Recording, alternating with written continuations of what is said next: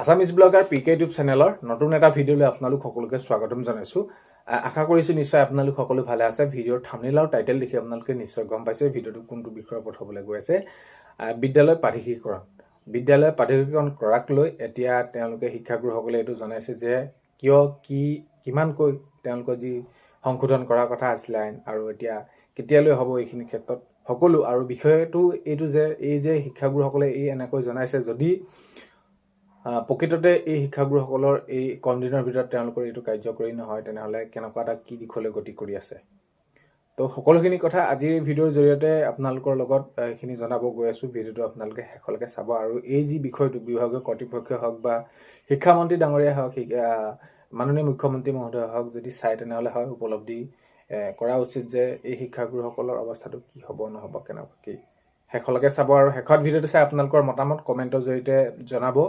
আৰু এইখিনিতে এটা অনুৰোধ কৰিম, চেনেলটোলৈ যদি আপোনালোক নতুনকৈ আহিছে চেনেলটো ছাবস্ক্ৰাইব কৰাৰ লগতে কাষতে থকা বেল আইকনটো প্ৰেছ কৰি অল কৰি থ'ব যাতে নতুন এটা ভিডিঅ' দিয়াৰ লগে লগে আপোনালোকে আগতীয়াকৈ চাবলৈ পায়। যদি ভিডিঅ'টো চাই ভাল পায় লাইক এটা কৰি দিব আৰু শ্বেয়াৰ কৰি দিব বুলি আশা কৰিলোঁ। এতিয়া যি পৰ্টেল মুকলিৰ ক্ষেত্ৰত সেইখিনি তেনেদৰে কৈছে যে পৰ্টেলটো মুকলি কৰি দিলেই নহ'ব। পৰ্টেল মুকলি কৰি দিয়াটোৱে শেষ কাম নহয়, তাৰ পিছত যিখিনি পৰ্যায় তেতিয়া যদি আমি তেনেদৰে চাওঁ এতিয়া ধৰি লওক পৰ্টেল মুকলি কৰি দিয়াৰ পাছত যিখিনি তেওঁলোকৰ বাবে গাইডলাইন থাকিব ছাত্ৰ ছাত্ৰীৰ সংখ্যাৰ পৰা আদি কৰি বা সকলোখিনি যিখিনি মই ভিতৰুৱা কথাখিনি ইমানকৈ তেনেদৰে ক'ব বিচৰা নাই পইণ্ট ৱাইজ যিহেতু আপোনালোকে জানে। তো কথাটো হ'ল কি যদি অলপ হ'লেও তেনেদৰে আগতকৈ শিথিল নহয় তো তেনেদৰে তেনেকুৱা ধৰণৰ আগৰ দৰে যদি হৈ থাকে আইনখন বা বিদ্যালয় যি প্ৰাদেশিকীকৰণ প্ৰক্ৰিয়া 2013 চনত যিসকল শিক্ষাগুৰুৰ পদ প্ৰাদেশিকীকৰণ কৰিছিলে ঠিক তেনেকুৱা ধৰণৰ যদি হৈ থাকে তেনেহ'লে আগন্তুক সময়ত কেনেকুৱা ধৰণৰ কি পৰিস্থিতি হ'ব আৰু ইয়াৰ সমান্তৰালকৈ এই শিক্ষাগুৰুসকলৰ এইটো হ'ব যে যদি প্ৰাদেশিকীকৰণ প্ৰক্ৰিয়াটো অতি সোনকালে কাৰ্যকৰী নহয় তো দিনবিলাক যদি গৈ থাকে তেনেহ'লে কেনেকুৱা এটা পৰিস্থিতিত তেওঁলোকে উপনীত হ'ব আৰু তাত বিশেষ বহলাই কৰাৰ প্ৰয়োজন নাই। এইখিনি ক্ষেত্ৰত শিক্ষামন্ত্ৰী ডাঙৰীয়াই বুজি উঠা উচিত আৰু এইখিনি কাৰ্যকৰী দিশে অতি সোনকালে কৰিলে নিশ্চয় সকলোৰে বাবে ভাল হ'ব। এতিয়া যদি আমি চাওঁ 2013 চনৰ শিক্ষাগুৰুসকলৰ অৱস্থা এনেকুৱা ধৰণৰ হ'ল যেতিয়া 12 চনৰ এপ্ৰিলৰ পৰা তেনেদৰে তেওঁলোকৰ পদ প্ৰাদেশিকীকৰণ কৰাৰ কথা কৈ আছিলে প্ৰভিঞ্চিয়েলাইজেশ্যন কিবা কাৰণে নাজানো সেইখিনি 2013 চনৰ জানুৱাৰী মাহলৈ গুচি গ'ল আৰু এনেকুৱা ধৰণৰ এইটো খবৰ মানে এনেকুৱা মই আগৰ ভিডিঅ'বিলাকতো কৈছোঁ একেটা কথাকে ক'ব মন নাযায় তথাপিতো যদি সেই তেতিয়া 2012 চনৰ এপ্ৰিলত কৰিলে হয় মোৰ দেউতাই প্ৰায় 8-9 মাহ মানৰ তেনেদৰে দৰমহা পালে হয়। কি কাৰণে তেনেদৰে পিছুৱাই একেবাৰে 2013 চনৰ জানুৱাৰীত কৰিলে তেতিয়া নেকি মোৰ দেউতাই অকল এমাহৰ দৰমহা পাই অৱসৰ গ্ৰহণ কৰিলে। এতিয়া NPSতো অন্তৰ্ভুক্ত নহয় অৰ্থাৎ তেওঁ একোৱেই নাপায়। সেই যি এমাহৰ দৰমহা পালেই এই যি দৰমহাটো কেৱল এই যে 20-30 বছৰ তেওঁ এইখিনি 30-33 বছৰ দিন ৰাইজৰ বাবে সমাজৰ বাবে কাম কৰিলে সেইটোৱে তেওঁলোকে অৱশেষত সেইটো পালে। তো কথাটো এইটো কৈছে যে প্ৰক্ৰিয়াখিনি সোনকালে হ'ব লাগে যিকোনো কাম। এতিয়াতো NPSত 2013 চনৰ যিসকল শিক্ষাগুৰু অন্তৰ্ভুক্ত হৈ অৱসৰ গ্ৰহণ কৰিলে আপোনালোকে যদি পেঞ্চনটোৰ কথা জানে আপোনালোকৰ চকু কপালত উঠিব যে হয় 1500-2000 এনেকুৱা ধৰণৰ এটা পেঞ্চন পায় শিক্ষাগুৰুসকলে যিসকল অৱসৰ গ্ৰহণ কৰিলে। মোৰ দেউতাইতো তেনেদৰে সেইখিনি নাপায় যিহেতু এমাহে পালে।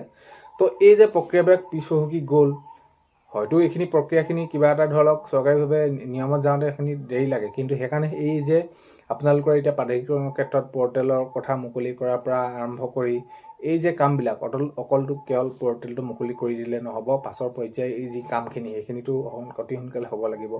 কাৰণ কেলৈ কোনোবা এজন শিক্ষাগুৰু এতিয়া অৱসৰ গ্ৰহণ কৰিবলৈ হয়তো কাৰোবাৰ এবছৰ আছে 2 বছৰ আছে কোনোবা 3 বছৰ আছে হয়তো 6 মাহ আছে।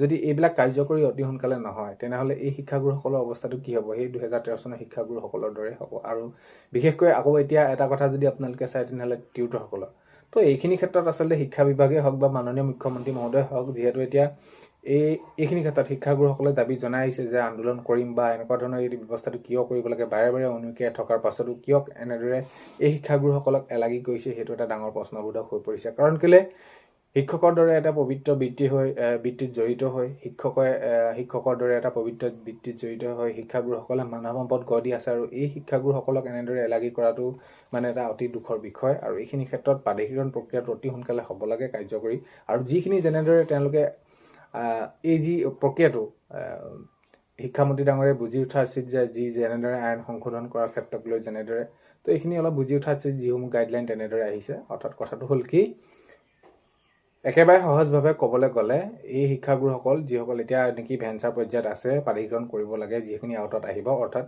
সকলোকে যদি কৰে তেনেহ'লে বহুতখিনি সুবিধা হ'ব। কাৰণ কেলে এই শিক্ষাগুৰুসকলৰ অৱস্থাটো কি এতিয়া আৰু বিশেষ বহলাই কৰাৰ প্ৰয়োজন নাই। কেনেদৰে তেওঁলোকে দিন পাৰ কৰিছে সেয়া মাত্ৰ ভুক্তভোগীসকলেহে জানে। তো এই বিষয়টো গুৰুত্ব সহকাৰে লৈ কামবিলাক যদি অতি সোনকালে কৰি দিয়ে তেনেহ'লে নিশ্চয় ভাল হ'ব। নিশ্চয় ভাল মানে কি, এই শিক্ষাগুৰুসকলে তেওঁলোকে পাব লাগে। কাৰণ কেলে ৰাইজৰ বাবে সমাজৰ বাবে তেওঁলোকে এইখিনি কাম কৰিছে আৰু তেওঁলোকে এতিয়া এনেকুৱা এটা কিছুমান ক্ষেত্ৰত আমাৰ লাগে যে পবিত্ৰ বৃত্তি এটাত জড়িত হৈ ৰাজপথত তেওঁলোকে নিজৰ প্ৰাপ্যখিনি পাবৰ বাবে আন্দোলন কৰিব লগা হৈছে, দাবী জনাব লগা হৈছে যে আমাৰ প্ৰাদেশিকৰণ কৰিব লাগে। আৰু অৱশেষত সেইখিনি যি প্ৰাদেশিকৰণ প্ৰক্ৰিয়া কৰাৰ দিশে আগবাঢ়িছে, কিন্তু কথাটো হ'ল কি তৎকালীনভাৱে কৰিব লাগিব আৰু যি তেনেদৰে বিচাৰিছে সেইখিনি কৰিব লাগিব। কাৰণ কেলৈ এতিয়া বহুতো শিক্ষাগুৰু অৱসৰ গ্ৰহণ কৰিব, বহুতো তেনেদৰে তেওঁলোকৰ অৱসৰ গ্ৰহণ কৰিবলৈ বেছি দিন নাই। তো কেনে এটা পৰ্যায় হ'ব শেষ অৱস্থাত তেওঁলোকৰ।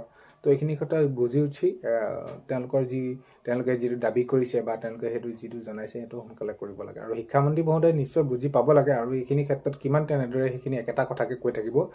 আৰু যিহেতু আজি এতিয়া আমি শিক্ষকসকলে জনাইছিলে আজি যিহেতু মই ভিডিঅ'টো যেতিয়া আপোনালোকৰ বাবে প্ৰস্তুত কৰিছোঁ 26 জানুৱাৰী আছিলে, আৰু এইখিনি ক্ষেত্ৰতে যে 26 জানুৱাৰী দিনাখনি মাননীয় মুখ্যমন্ত্ৰী মহোদয়ে এটা সঠিক সিদ্ধান্ত দিব বুলি এনেদৰে এইখিনি তেওঁলোকে আগবঢ়াইছিলে, কথা কৈছিলে যে দিব লাগে।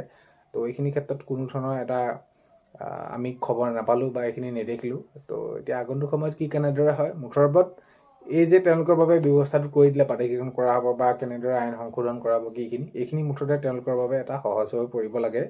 যাতে মুঠৰ ওপৰত কথাটো হ'ল কি, তেওঁলোকে আজি বছৰ ধৰি এইখিনি তেওঁলোকে যেনেদৰে কাম কৰিছে বা তেনেদৰে ৰাইজৰ বাবে, সমাজৰ বাবে, ছাত্ৰ ছাত্ৰীসকলৰ জীৱনৰ বাবে এইখিনি কামখিনি কৰিছে। মুঠৰ ওপৰত একেবাৰে যদি আমি সহজভাৱে ক'বলৈ যাওঁ যে সকলোৱে তেওঁলোকৰ সেইখিনি যি সমস্যা আছে সমাধানখিনি হ'ব লাগে। তেওঁলোকে যেনেদৰে তেওঁলোকৰ সমস্যা সমাধান কৰিব পাৰি সেইখিনি দিশখিনি লৈ আহিলে এই শিক্ষাগুৰুসকলৰ ভৱিষ্যতটো বহুতখিনি অলপ হ'লেও সঠিক হ'ব বা তেওঁলোকৰ এইখিনি যি দুৰৱস্থা হৈ আছে, পানী ঠা নচৰা, এইখিনি অলপ হ'লেও ভাল হ'ব কথাখিনি এইখিনি। আৰু এতিয়া এইখিনি কথা বুজি উঠা উচিত আৰু আগন্তুক সময়ত দেখা যাব কেনেদৰে। কিন্তু এতিয়া আমি যদি চাওঁ, যদি এই প্ৰক্ৰিয়াসমূহ দেৰি হৈ গৈ থাকে তেনেহ'লে এই শিক্ষাগুৰুসকলৰ অৱস্থা বৰ্তমান আগন্তুক সময়ত বহুত বেছি হ'বগৈ, পানী ঠা নচৰা। এতিয়া যিটো অৱস্থা আছে আগন্তুক সময়ত আৰু হ'বগৈ, আৰু সেইবাবে অতি সোনকালে হ'ব লাগে। আৰু 2013 চনৰ পৰা আৰম্ভ কৰি এই যে শিক্ষাগুৰুসকলৰ কি অৱস্থা এটা হৈছে, কেনেকুৱা ধৰণৰ হৈছে, তাক আমি বিশেষ বহলাই থকাৰ প্ৰয়োজন নাই। তো দেখা যাওক কি হয় নহয়। মুঠৰ ওপৰত এই প্ৰাদেশিকৰণ প্ৰক্ৰিয়াটো সোনকালে কাৰ্যকৰী হ'ব লাগে, তেতিয়া সকলোৰে বাবে ভাল হ'ব। চ' এইখিনিয়ে কথা, আৰু বিশেষ বহলাই থকাৰ কিনো প্ৰয়োজন আছে। এই বিষয়টো মাননীয় মুখ্যমন্ত্ৰী মহোদয় হওক, শিক্ষামন্ত্ৰী ডাঙৰীয়া হওক, তেওঁলোক দুজনে যদি এইখিনি কামখিনি সকলোখিনি সুচাৰুৰূপে কৰিম বুলি ভাবে বা এই যিদৰে বিচাৰিছে শিক্ষাগুৰুসকলে কেনেদৰে কৰিম বুলি ভাবে, বহুত এটা বেছি সময়ৰ প্ৰয়োজন নালাগে। তো এইখিনিয়ে জনালোঁ। ভিডিঅ'টো আপোনালোকে শেষলৈকে চোৱাৰ বাবে বহুতেই বেছি ধন্যবাদ। ভিডিঅ' আপোনালোকক প্ৰথমতে কোৱাৰ দৰে চেনেলটোলৈ যদি আপোনালোক নতুনকৈ আহিছে, চেনেলটো ছাবস্ক্ৰাইব কৰাৰ লগতে কাষতে থকা বেল আইকনটো প্ৰেছ কৰি অল কৰি থ'ব, যাতে নতুন এটা ভিডিঅ' দিয়াৰ লগে লগে আপোনালোকে আগতীয়াকৈ চাবলৈ পায়। যদি ভিডিঅ'টো চাই ভাল পালে লাইক এটা কৰি দিব আৰু শ্বেয়াৰ কৰি দিব বুলি আশা কৰিলোঁ। অন্য এটা ভিডিঅ'ৰ সৈতে লগ পোৱাৰ আশাৰে আজিলৈ বাই।